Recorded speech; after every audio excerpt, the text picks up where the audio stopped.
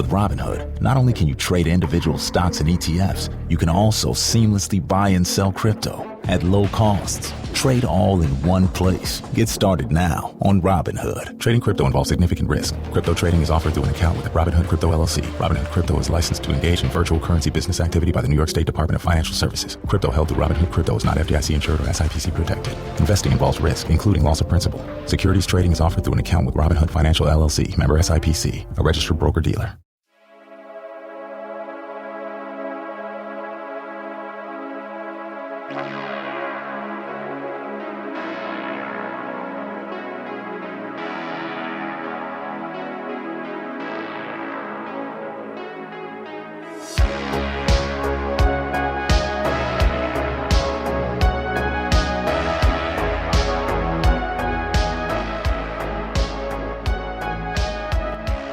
Coming to you from 4,200 feet in the hills of Oregon, it's the voice of Chi-Town, the reddest beard in the high desert, your host of the MOA broadcast, Sam Wilson. All right, folks, we got a great show lined up for you today. It is Tuesday, early morning here in the U.S. If you are outside the U.S., then only you will know what time it is, where you're at. And folks, just remember, wherever you go, there you are. All right, we got a great show lined up for you today. First off, for our show highlights, question. Now, we always try and bring an outdoors and a preparedness, a readiness aspect to this show. Today's, we're going to briefly focus on what would you do if you were camping, hiking, backpacking, or whatever, anywhere in the wilderness, and you were lost or did not have shelter with you. Can you make your own shelter? Can you make your own shelter effectively in a timely and effective and efficient manner? Can you make your own shelter in a way that would provide you with the necessary cover from the elements that you require to survive? So, interesting question. We'll get to that later on. We also have some show highlights here. Off-duty cop goes buck wild with their service pistol. ICE is getting red hot in Chicago. The Supreme Court smackdown in LA, and a security guard taser rampage over chicken wings. All right, folks, let's get into it. You may hear in the background, I don't know if it's going to come through or not after we clean the audio up, but we are currently getting some rain here at 4,200 feet in the hills of southern Oregon. Now, where I live is technically a high desert ecosystem, so we don't get a lot of rain here. We get a lot of our moisture and precipitation and such through snowfall and stuff like that and coming down on the mountains. So it's unusual we get a lot of rain. I've got a tin roof. I record these episodes out here in the shop, the Gear Convoy / Wilson Custom Knife shop. Makes it a little more fun for me, and even though the sound quality isn't as good as being in the sound booth, it just makes it more open, and it's easier whenever I do the recording for the hour-long weekly episode that I put out as well. So we got a tin roof here on the shop, though, is why I bring it up. So you may hear that pitter-patter in the background. If you do, hopefully it doesn't put you to sleep if you are driving. And if you don't, then I guess it doesn't really matter. So hopefully you're on your way to work, or you're at work, or you're at your lunch break, wherever it is, and you've got a delicious cup of hot coffee in front of you. Now, let's get down to it. We go to Harris County, Texas. This comes to us from Fox 26, Houston. The headline reads, Harris County deputy fired after video shows her brandishing a gun. Harris County Precinct Number 1 deputy has been terminated following an investigation into an incident involving a gun that was caught on camera. Folks, you got to know, anywhere you go now, in one fashion or another, you are being videotaped. There are people that have trail cams all over the woods, even out in the wilderness. You are being videotaped wherever you go. That being said, having seen the video of this woman, I don't know that it matters, because she looked like she was coming in hot. The man that took the video says he wants to see criminal charges pressed. So what happened is, there's a video surfaced of this deputy, where is the name? Brittany Brown, it appears. She was an off-duty but still in full uniform deputy, and she was brandishing her gun at a man, allegedly, during a tense confrontation while issuing threats. The incident was investigated by the office's internal affairs, and it was determined that Deputy Brown's conduct warranted termination. So what happened? Michael Evans, the man involved, told Fox 26 that he was unarmed, and here's his story briefly. He explained the incident began after a dispute with his former fiancée and the mother of his child, who just so happens to be, wait for it, Brown's sister. So when keeping it real goes wrong, her sister got involved, who happens to be a deputy, or was a deputy, allegedly. He says he took his former fiance's phone and left the house during the argument. So he was over at apparently his ex-fiance's, or former fiance's house, and who is currently the mother of his child. There was a dispute. He took some sort of cell phone that, according to him, they gave an interview. He did a good job. He laid out his case really nicely. The gentleman did a good job. I don't know, what all went on before that, and everything else, but he laid out his story pretty linearly, and it looks like this cop was just out of control, is the way it appears from the video. And apparently Internal Affairs agreed. So according to him, I just took the phone, which I bought. I wasn't going to keep her phone. I was going to bring it back to her. I didn't need it. I just needed that problem to come to a halt, he said. He says that shortly after leaving, Brown, this is the sister of his former fiancée, who was a deputy at the time, began chasing him in a civilian car while in full uniform. While at a stoplight, she allegedly jumped out of her car and pointed a gun at him. There's video of all this. You can find it online. It was I think it was a viral video. She just jumped out the driver's door at that point and planted the gun in my face. She was using her service pistol and uniform to bully and oppress me, the man states, Michael Evans. Evans said he tried to call his sister moments before he began recording. So what happened is he tried to call his sister, and it went to the answering machine. It actually captured some of the audio before the man began recording. And he's arguing with the woman, obviously the cop lady, telling her she's out of control or whatever. And she can be heard yelling, "I'm on duty, bleep, bleep. Everything I do is justified." It turns out the lie detector test determined that was a lie, and she is no longer with the Harris County Sheriff's Department, or precinct, or whatever in the world they call it there. Okay, now where are we at here? You know what? Let's jump right in here. Let's go to Chirac, Shipocalypse, Chicago, Illinois. Trump admin launches Operation Midway Blitz in push to target illegal immigrants and fight violent crime in Chicago. The story comes to us by the way of the New York Post. The Department of Homeland Security kicked off a crackdown on illegal immigrants in Chicago Monday, after local Democrats spent the weekend protesting President Trump's threat of a federal law enforcement surge in America's third largest city. DHS is launching Operation Midway Blitz in honor of Katie Abraham, who was killed in a drunk-driving hit-and-run car wreck caused by criminal illegal alien Julio Kukul Bowl in Illinois, the Department of Homeland Security announced on X, formerly Twitter. This ICE operation will target the criminal illegal aliens who flocked to Chicago and Illinois because they knew Governor J.B. Pritzker and his sanctuary policies would protect them and allow them to roam free on American streets, the Department Post continued. And they concluded with President Trump and DHS Secretary Kristi Noem stand with the victims of illegal alien crime, while Governor Pritzker stands with criminal illegal aliens. Now, folks... These stories are fun to read, and some of these, especially the New York Post tends to put a bit of a saucy twist on some of these stories, so I like to, it's a lot of fun getting the news with a little bit of a laugh there. That being said, this is really, and I've said this many times, and we're going to stay true to it, we don't get politically involved here at the MOA, the Make It Out Alive broadcast. We stay politically neutral. We give you the facts, and you have to make up your own decision.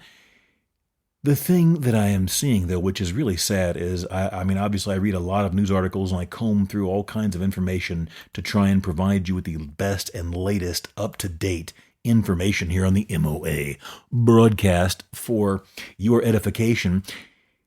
The sad thing is everything has become political now, and it wasn't that long ago. I'm not going to opine the days of yesteryear and all this stuff here on the show, but it wasn't that long ago you could have a conversation about this stuff, and it wouldn't be, so deeply political. But things have now become so divided politically that if you say you support law enforcement, apprehending violent, criminal, illegal aliens in the country, you are now automatically branded as a Republican or a MAGA or a right-wing, whatever, extremist and all this stuff. Guys, the law is the law. And I am none of those things, but that is how I'm sure some people listening to this show are going to take this. Now, it's just a shame because everybody should want the law, especially when it's a legal and a morally, sound law to be enforced. And you have to have borders. Almost every country on earth has borders, and many of these countries enforce them very, very zealously. They have very, very tight borders. I've got friends that have immigrated all over the world, in the past, and, some countries are very, very difficult to get into. And if you just show up and cross the border, it's not going to work out well for you. So anyway, like I said, we're not going to go down one and support one side or the other, but it's a shame that this has come to the point where you can't even say, that so-and-so is doing a good job on the border or this or that without it being a political statement. And I got to say, without being politically motivated, the DHS Secretary, Kristi Noem, when I saw all the stuff that was swirling around her when she was going through her confirmation and everything else, I thought, wow, this lady is going to implode and just go buck wild. There were stories of, and again, we're not going to get into it and pick sides, but there were stories of her, having, I think she shot a puppy or something, had to be put down, whatever it was. I can't remember now off the top of my head, and I don't want to get all wound up about it. But she did some pretty wild sounding stuff. And I thought this lady is going to probably implode or just go crazy. Overall, she has done a pretty good job of, I don't know how well she's actually done her job, but of staying out of the negative headlines for her personal life. That's kind of become my rule of thumb for how I judge people in official offices, whether it's political or not. That's in a way how sad America has kind of got to this point of everybody is just an absolute wacko sometimes. And once they get to political office or whatever their job, high profile job, we find out they did all this crazy stuff. Noem has done a pretty good job of not going buck wild, as far as I know, in doing her job. And DHS has been they've been getting a lot of deportations done. If you recall that Trump, on the other hand, we talked about in yesterday's episode, the meme where he was doing the "Shypocalypse now. I love the smell of deportations in the morning." I mean, I have to laugh at that. Whether you think it's funny or not, you know what he's doing. He's poking the other side to get them all wound up, and sure as shooting on these news shows all day long. Instead of talking about the things that really matter, they're sitting here talking about a meme that somebody made or Trump had somebody make for him that he posted on his social media. And, it just goes to show, how divided things have become. Let's move on, though. We don't want to sit here and get mired down in this. They go on in their postings here in their paperwork. DHS does list several wanted criminals. Allegedly, the list included Pedro Gonzalez, 34, of Venezuela, described as a Tren de Aragua gang member with a past criminal history of aggravated unlawful use of a weapon, sexual assault, domestic battery, and kidnapping. Abdul al-Kabi, 60, of Iraq, was described as having convictions for felonious assault with a deadly weapon, and murder intent to kill. Al-Kabi had an order for removal by an immigration judge in 1997, but was repeatedly released from Illinois jails despite ICE detainers.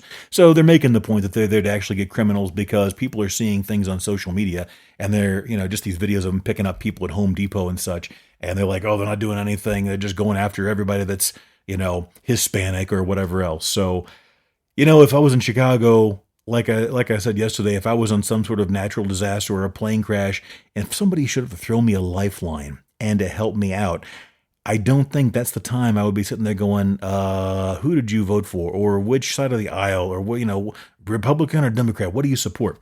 That's not the point. You should be glad that a lot of these news interviews have been talking with people that are like, Chicago's been bringing their crime down. They've got it under control. Guys, it may have come down, but we've talked about the numbers yesterday. We're not going to do it again today. The number of homicides and shootings there is still out of control. So anyway, that's enough. Let's leave it at that. One last thing, we'll mention this briefly, and we're not going to go into deep. We'll do it on the timer. It's going to be all over the news anyway. But just a quick headline here. The DHS, Department of Homeland Security, scores major victory at Supreme Court. This comes to us by way of DHS.gov. The Department of Homeland Security landed a major legal victory Monday morning when the Supreme Court issued a stay in the case of Perdomo versus Nome. The ruling allows DHS to continue carrying out immigration operations in the Los Angeles area. If you recall, a lot of these judges throughout the U.S. have been issuing stays and restraining orders and holds on actions by the president or his offices and his administration. Again, whether you support them or not, that's what's happening. And so a lot of these have been going to the Supreme Court. And man, you gotta look. If you look at these on the face of it, the numbers, the Trump administration has been winning almost all of these at the Supreme Court.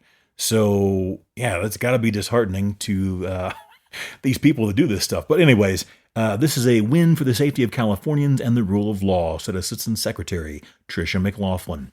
DHS law enforcement will not be slowed down and will continue to arrest and remove the murderers, rapists, gang members, and other criminal illegal aliens that Karen Bass continues to give safe harbor.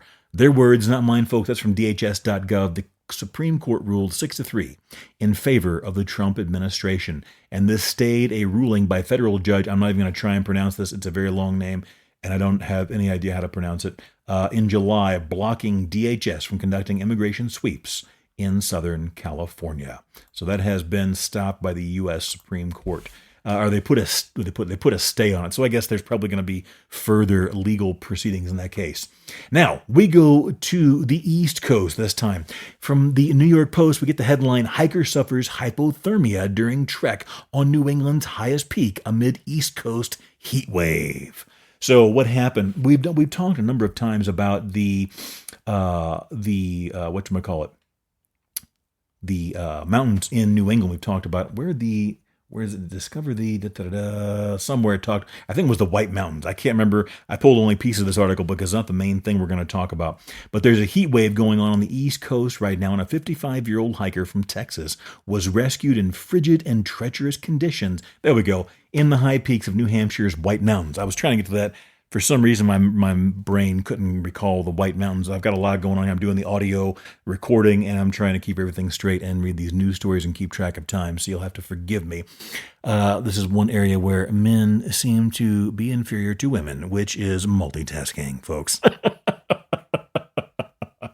So anyways, the reason this story was of note was they're going through a heat wave on the East Coast, but up at that elevation, which I think they were somewhere around 6,000 feet or something like that, it was frigid temperatures. So let's see, on the summit, they're over 5,000 feet in the White Mountains, and at the summit of Mount Washington on Friday, temperatures hovered around 20 degrees Fahrenheit, with wind speeds reaching 120 miles per hour and dense cloud cover, reducing visibility. They rescued her. The lady was okay. She was soaked to the skin. She had severe hypothermia. She was unresponsive when they found her, but they got the 55-year-old woman named, did we get the name here? Carolyn Wilson, no relation, 55, of Austin, Texas. So, but the point is this. It made me think about shelter, okay? And we're going to talk about this briefly here on the MOA broadcast. Do you think that if you were suddenly in a situation, or not so suddenly, let's say you lost your backpack, you lost your tent, you lost your shelter, whatever, do you think with the gear you had on you, well, and let's give the given here that you're hiking, you have your gear with you, so you have your stuff, whatever that is to you. I know what I take with me when I go hiking or backpacking or camping. You have your gear, okay? So would you be able to make a shelter to protect yourself from the elements? What do you think? Now, let's go over briefly the different types of shelters, and then we'll kind of dig into this deeply, a little more deeply. Because let me ask you a question first. Have you ever made from scratch a shelter while out in the wild? I'm not talking about in your backyard. I'm not talking about, at your uncle's property. I'm talking you're out there in the actual wilderness. Have you ever actually made a shelter with just what is around you? Now, you can use your tools, your knife, hatchet, machete, whatever it is in the world that you carry, okay? Have you ever done it? I had a discussion one time, and this is interesting because men and women seem to have a very, very different viewpoint on this, and I actually tend to prefer the female outlook on this because most of the men that I have had this conversation with have been supremely overconfident. They just think that somehow, whenever the bad stuff hits the fan, that they're going to turn into Rambo / whatever survivalist hero you have in your mind. They're going to turn to that guy, and it's like the old saying, whenever I get attacked, bro, I just see red and bodies hit the floor. Even if I got no combat training at all, bro, even if I never sparred at all, bro, when I see red, bodies hit the floor. And this is a very common failing to men in this area. And we've talked about this before. Men frequently don't like, I'm a man, okay, very much so. And I can identify with this. We don't like to necessarily admit when we don't really know what we're doing, or we wouldn't know how to deal with a situation. Women, on the other hand, and I've had this conversation literally dozens of times easily over the years. Most women, in fact, every woman that I can think of over the years has readily admitted they would have no idea what to do as far as building an actual shelter in the woods if they had to, especially if it was impromptu. It wasn't like a training trip. They didn't go over some information beforehand. They just found themselves in the woods with let's say they even have it, they have the proper equipment, knife, hatchet, axe, saw, machete, whatever in the world it is that makes you happy. Most women, in fact, like I said, every woman that I've ever spoken with readily admitted they wouldn't know how to do it. On the flip side of that, almost every single male that I've ever spoken with has expressed strong, if not supreme confidence that they would easily, or at least be able to somehow rig up a shelter and save their lives. I've had the opportunity on at least 2 or 3 occasions to take them up on this and be like, oh, it just so happens we're at my backyard, or we're near a park, or we're near the woods. Let's go see how you would do. It didn't go so well, folks. And here is the other thing that most people don't understand. Whenever you go to make a shelter from scratch, I would not consider myself an expert on this, but I have done it numerous times in training, and I have used those shelters and slept in them in more than one occasion in the wild. Okay? Now, again, doesn't make me an expert, but I have done it. The thing that most people don't realize, especially the first time they do it, is how time-consuming it is. You can easily spend 2 to 3 hours building a decent shelter that would basically be considered pretty crappy by any type of long-term shelter standards. A lot of this is going to depend on if you pick the right spot. That's where most people go wrong first. You want to pick a spot that is rich in resources. If you just say, oh, this looks like a nice spot, it's right by the lake, or it's right by the stream, or there's whatever it is that is appealing to you. I was once on a hiking trip.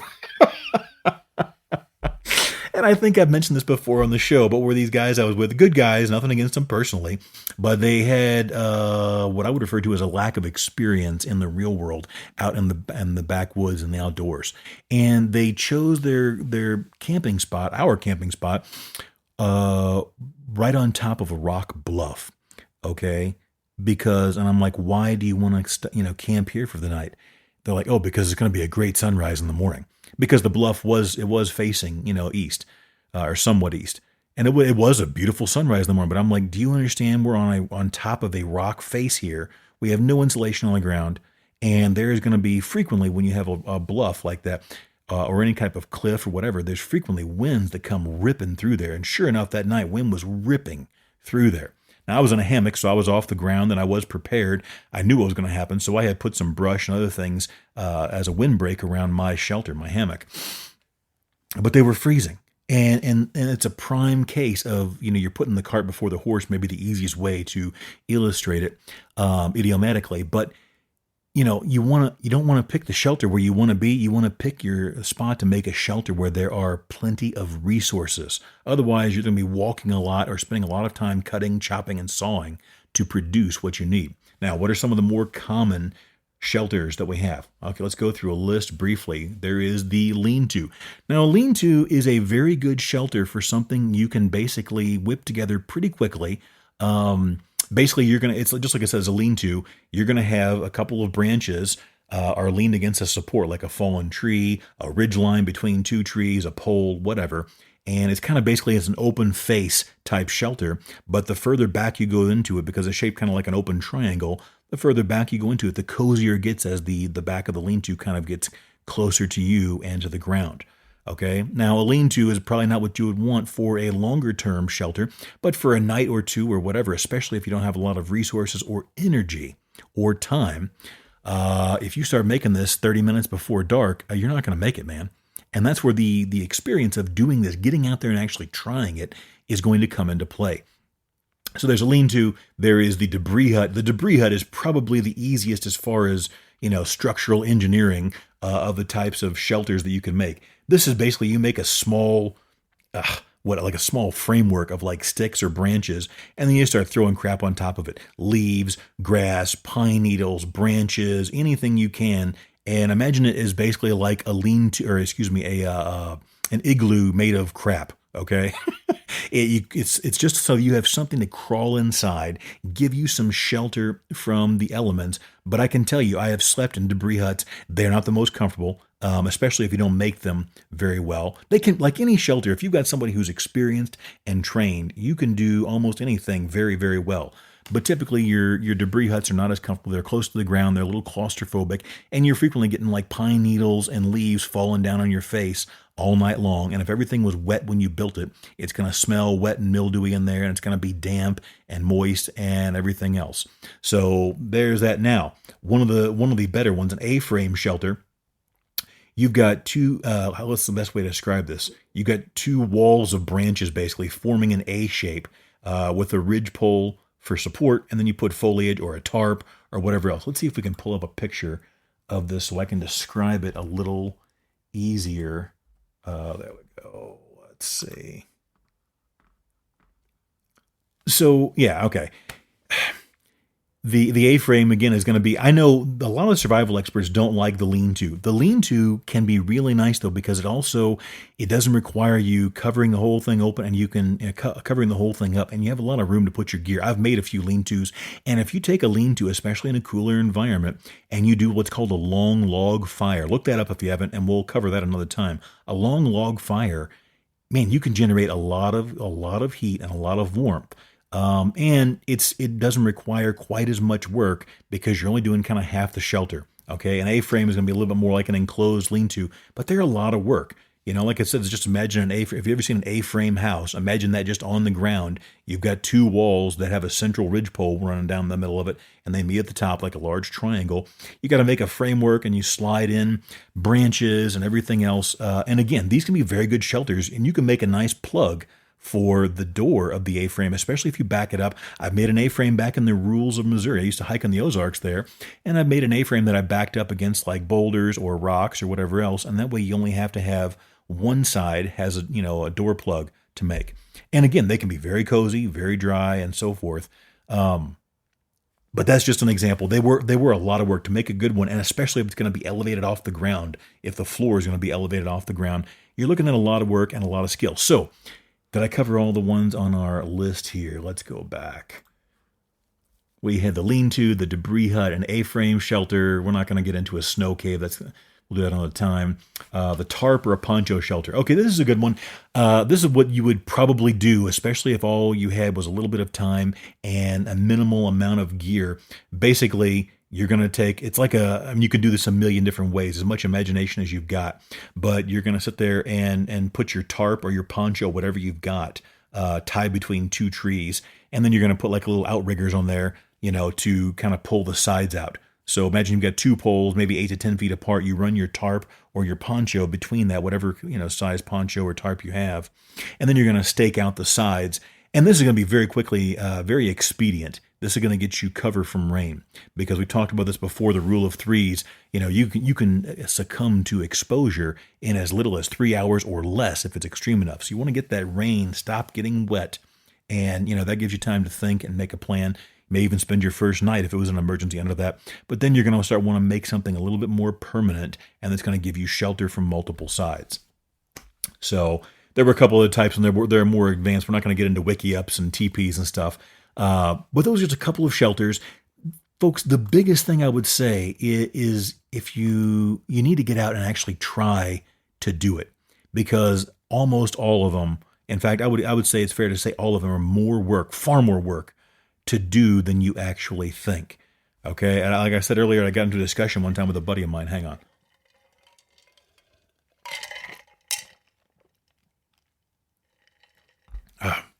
Okay. That was delicious. I got into a discussion with a buddy of mine one time. We were talking about this, and just so happens there was a park nearby. I went right over there, And what he thought was going to take him 30 or 40 minutes, we wound up calling it after 2.5 hours. And what he had was basically a pile of crap in front of him. It was just a gigantic pile of debris. The framework, there was nothing to hold it up. And you could have crawled inside this giant pile of leaves and sticks, I guess, and it would have been better than nothing. But the point is, he was supremely confident that it would not be that big of a deal and they could just whip it up real quick. And that, like all of these skills we talk about here on the MOA broadcast, there's oftentimes much, much more to it than meets the eye, especially than you may think if you've never done it before. So the point is, don't just take that knowledge and file it away. Get out there, at least try one of them and get, just see what it takes. Then you've got the experience. You'll know what to think and what to expect next time. Okay, folks, let's hop into our story. We go down to Texas. This was the security guard Taser Rampage. Hang on one second. Okay, let's get into it. The Ojos Locos security guard arrested, accused of tasing 2 customers unlawfully. This comes to us from Fox 26 out of Houston. An Ojos Locos security guard was arrested and charged with unlawfully deploying his taser. Ali Abdul Karim Al-Saedi is charged with misdemeanor assault and bodily injury. Deputies with Constable Terry Albritton's office say they were dispatched to an Ojos Locos restaurant in Memorial City near the Sam Houston Parkway involving 2 Dine and Dashers. 2 Dine and Dashers on Friday, according to their Facebook post. Fox 26 spoke with one of the alleged Dine and Dashers involved in the incident. The victim stated he was tased 3 times, had an asthma attack, has 10 staples in his head, and broke his wrists. That's not funny, but I don't know what else to do. This guy went crazy. According to the alleged victim, I feared for my life. I was laying down on the street. My life flashed right before my eyes, and I felt helpless, said Isaac Maduro. Maduro says he went to the Ojos Locos to order some chicken wings. He says he and his friend had a couple of drinks while they were waiting for their order, allegedly paid, and then left. The security guard came running out, shouting, and stopped us, and we stopped and walked back over calmly, Maduro said. He accused us of not paying. When we told him we did pay, he tased me 3 times and pepper sprayed me.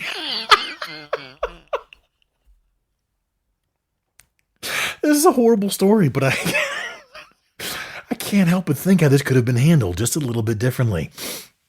Maduro says he now cannot work because of his injuries and that the security guard also broke his phone and glasses. According to Maduro, he went straight to the hospital where he was treated for 12 hours. Thank God for the constables there. If it wasn't for the constables and the EMS, I probably wouldn't be here, he said. He says he now wants to spread awareness about the incident so no one else is tased and hurt over chicken wings. Sometimes whatever you do, you can still be hurt even if you're calm. Just be careful, stay inside, and make your chicken wings at home, he said. The deputies say that after viewing security footage, they determined that the individuals had, in fact, paid for their chicken wings. They say that Al-Saedi, the on-site security officer, deployed his taser on both individuals without lawful justification. Whew, okay. Well, folks, take Maduro's advice and make your chicken wings at home. That's going to do it, folks. Remember, don't wait to prepare for an emergency until it's there. If you wait, it may be too late. If you don't make it out alive, you don't make it out at all. Stay safe out there, folks.